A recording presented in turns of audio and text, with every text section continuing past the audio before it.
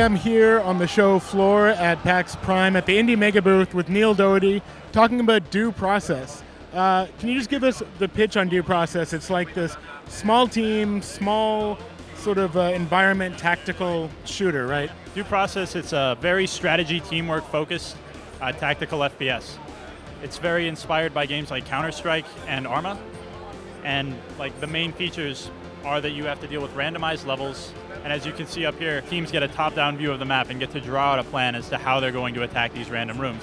And that allows for a lot of like interesting tactical gameplay and coordinated assaults that you won't find in other shooters. Right, so we actually played this, Evan and I, back in the office a few months ago, and it looked a lot like it looks here, but you guys have spent months rebuilding it, right? And you have a new look. Can you talk about the process of that? What changes have occurred in the game due to the new look? That's exactly what we've been doing for the past year. We've been rewriting the entire game, making it more stable, and putting an entire art style in.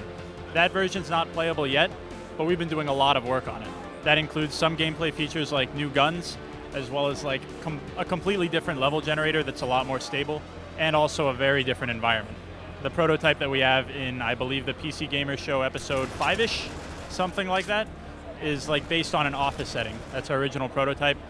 This one is instead based on a convenience store, and that involves a lot more props, very different structure to the levels.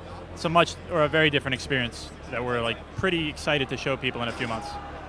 Yeah, so can you talk a little bit about the kind of guns you have in the game and the kind of tactics you're seeing emerge from players, especially among yourselves testing the new version, and just anything interesting that's going on with level design or that you're learning about the randomized levels? A lot of it is finding out that like certain level structures don't work or aren't tactically interesting. The interesting things we do see are usually like in terms of team tactics. People will do things that we're not expecting, like try to stand on each other's heads or like try to breach rooms in ways that are very unsafe, and finding ways to like make it so that teams don't attempt that, so that they develop more like tactically sound plans is one of our like primary design challenges. The new version will be ready maybe to start playing in a few months. When do you have a plan to release it? Are you going to do early access going forward?